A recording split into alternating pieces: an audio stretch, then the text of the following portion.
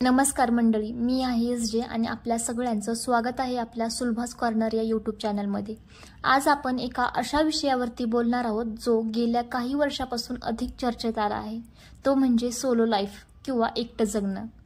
एकटं जगणं म्हटल्यावरती अनेकांच्या मनात लगेचच नकारात्मक विचार येतात. एकटेपणा, उदासी, कोणी सोबत नाहीये. पण खरंच सोलो लाईफ म्हणजे हेच आहे का, की याच्या पलीकडे काहीतरी? आज आपण या सोलो लाईफच्या अनेक पैलूवरती प्रकाश टाकणार आहोत. पूर्वीच्या काळी भारतातच नव्हे तर जगभरात कुटुंबासोबत राहण्याला अधिक प्राधान्य दिलं जायचं. लग्न करून कुटुंब वाढवून एकत्र राहणं ही एक सामाजिक अपेक्षा होती. पण काळ बदलला, गरजा बदलल्या आणि लोकांच्या अपेक्षाही बदलल्या. शिक्षण, करिअर, आर्थिक स्वातंत्र्य या गोष्टीमुळे आज अनेक तरुण तरुणी आणि अगदी प्रौढ व्यक्तीही सोलो लाईफची निवड करत आहेत. मग सोलो लाईफ म्हणजे नेमकं काय? फक्त अविवाहित असणं म्हणजे सोलो लाईफ का? नाही. सोलो लाईफ म्हणजे तुम्ही एकट्याने राहता, तुमचे निर्णय तुम्ही स्वतः घेता, तुमचे स्वातंत्र्य आणि स्वावलंबन जपून जगता. याचा अर्थ असा नाही की तुम्हाला नाती नको आहेत किंवा तुम्ही एकटे आहात. याचा अर्थ असा आहे की तुम्ही तुमच्या आयुष्याचे शिल्पकार आहात आणि तुम्हाला ते तुमच्या अटीवरती जगायचं आहे. चला तर मग सोलो लाईफचे काही फायदे पाहूयात. नंबर 1 आहे पूर्ण स्वातंत्र्य. तुमच्यावर कोणतीही बंधने नाहीत. कधी उठावं, काय खावं, कुठे फिरायला जावं, कशात पैसे गुंतवावे, प्रत्येक निर्णय तुमचा असतो. तुम्हाला कोणाची परवानगी घ्यावी लागत नाही. नंबर 2 आहे आत्मशोध. एकटं राहिल्याने तुम्हाला स्वतःला अधिक चांगल्या प्रकारे ओळखण्याची संधी मिळते. तुमच्या आवडीनिवडी, क्षमता, उणिवा, ध्येय याबद्दल तुम्ही अधिक स्पष्ट होता. नंबर 3 आहे आर्थिक स्वातंत्र्य आणि नियोजन.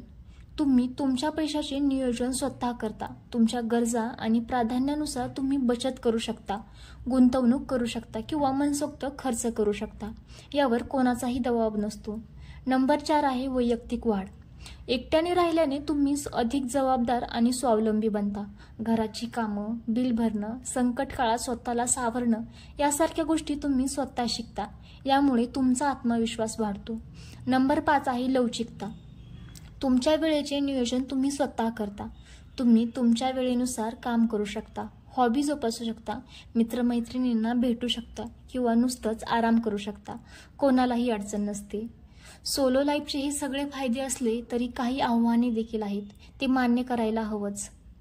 नंबर 1 आहे एकटेपणा. कधी कधी विशेषतः सणांच्या दिवशी किंवा एखाद्या अडचणीच्या वेळी एकटेपणा जाणवू शकतो. आपल्या जवळचं कोणीतरी सोबत असावं असं वाटू शकतं. नंबर 2 आहे सामाजिक अपेक्षा. अजूनही आपल्या समाजात एकटं असणं हे पूर्णपणे स्वीकारलं गेलेलं नाही. लग्न कधी करणार, मुलं कधी होणार असे प्रश्न विचारले जातात, ज्यामुळे कधी कधी दडपणही येऊ शकतं.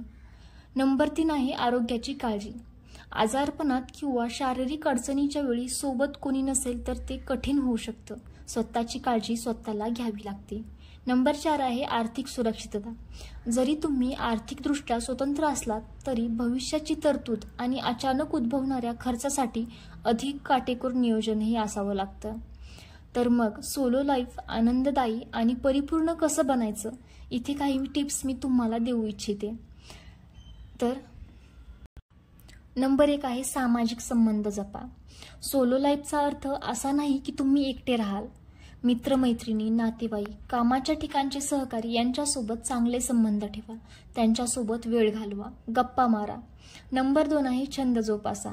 तुमच्या आवडीचे छंद जोपासा, नवीन गोष्टी शिका. यामुळे तुम्हाला आनंद मिळेल आणि तुमचा वेळ चांगला जाईल. कला, संगीत, वाचन, बागकाम किंवा व्यायाम अशा अनेक गोष्टी तुम्ही करू शकता. नंबर 3 आहे स्वतःची काळजी घ्या. शारीरिक आणि मानसिक आरोग्याकडे लक्ष द्या. नियमित व्यायाम करा, पौष्टिक आहार घ्या, पुरेशी झोप घ्या. गरज वाटल्यास मानसिक आरोग्यासाठी तज्ज्ञांचा सल्लाही घ्या. नंबर 4 आहे सुरक्षिततेची काळजी घ्या. तुम्ही एकटे राहत असाल तर तुमच्या घराची आणि तुमच्या स्वतःच्या सुरक्षिततेची विशेष काळजी घ्या. नंबर 5 आहे भविष्यासाठी नियोजन. आर्थिक नियोजन खूप महत्त्वाचं आहे.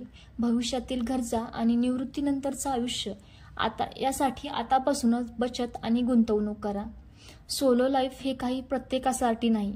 काही लोकांना कुटुंबासोबत किंवा पार्टनरसोबत राहणे अधिक पसंत असते, तर काही लोकांना एकटं राहूनच समाधान मिळतं. महत्त्वाची गोष्ट म्हणजे तुम्ही तुमच्या आयुष्याची निवड स्वतः करता आणि त्यात तुम्ही आनंदी असता. आजच्या घडीला सिंगल लिव्हिंग हे एक जागतिक ट्रेंड बनलं आहे. मोठमोठ्या शहरांमध्ये याची संख्या वाढताना दिसते, कारण करिअरच्या संधी, उच्च शिक्षण आणि वैयक्तिक स्वातंत्र्य या गोष्टींना आजची पिढी अधिक महत्त्व देत आहे. एकटं राहणं म्हणजे अभागी किंवा दुर्दैवी असं नाहीये, ती एक जाणीवपूर्वक केलेली निवड आहे हे समजून घेणं महत्त्वाचं आहे. सोलो लाईफ जगणारे अनेक यशस्वी लोक आपल्या आजूबाजूला आहेत.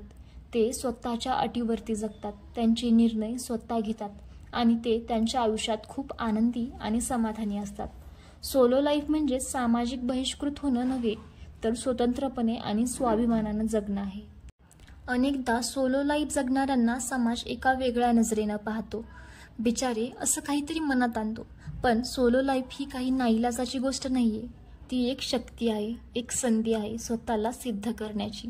तुम्ही तुमच्या क्षमतांचा पुरेपूर वापर करू शकता, तुमच्या स्वप्नांचा पाठलाग करू शकता आणि जगाला दाखवून देऊ शकता की एकटा वाघ देखील किती ताकदवान असतो ते. मला आशा आहे की आजच्या या व्हिडिओमधून तुम्हाला सोलो लाईफबद्दल एक वेगळा आणि सकारात्मक दृष्टिकोन मिळाला असेल. जर तुम्ही सोलो लाईफ जगत असाल तर त्यात आनंदी राहा, प्रत्येक क्षण साजरा करा आणि जर तुमच्या आजूबाजूला कोणी सोलो लाईफ जगत असेल तर त्यांना समजून घ्या आणि त्यांचा आदर करा. कारण शेवटी काय, आयुष्य आपलंच आहे आणि ते कसं जगायचं हे ठरवण्याचा अधिकार फक्त आपल्यालाच आहे.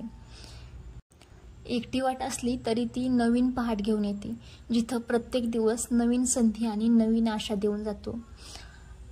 आजचा व्हिडिओ इथंच थांबूया. लवकरच भेटूया पुढच्या भागात एका नवीन विषयासोबत. तोपर्यंत स्वतःची काळजी घ्या आणि आनंदी राहा. धन्यवाद.